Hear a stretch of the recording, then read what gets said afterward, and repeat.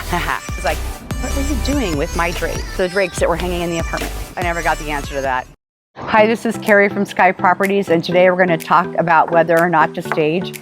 If you've heard any of my videos before or read any of my articles, you know that I'm a big fan of staging. However, I will say that if you have a hot commodity, staging is very likely not necessary.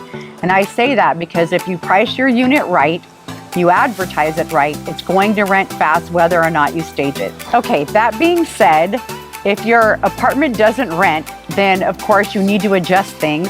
You need to get really good pictures or better pictures, and you need to check to make sure that your price is right. And I think all of these factors lead to perhaps you do want to stage it. Put in some colors, put in some plants. Plants and flowers go a very long way in staging. You don't have to spend a fortune. I like to put in big, lush green plants. Greenery means oxygen, it means life.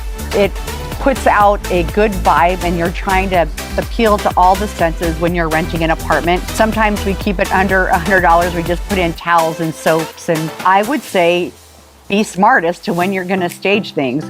If you have a studio apartment that is a awkward size or is a very high-end unit, you're probably going to want to stage it. Use your imagination, pull together your resources, and stage it so that it looks amazing, and then offer to sell the furniture to the tenant. If not, save it for the next studio that comes available. In many cases, we've had the tenant want to rent it furnished, and then we figure out what we've spent on the furniture, which is typically not a ton. Right around $2,000 is I think what we spent on the last one.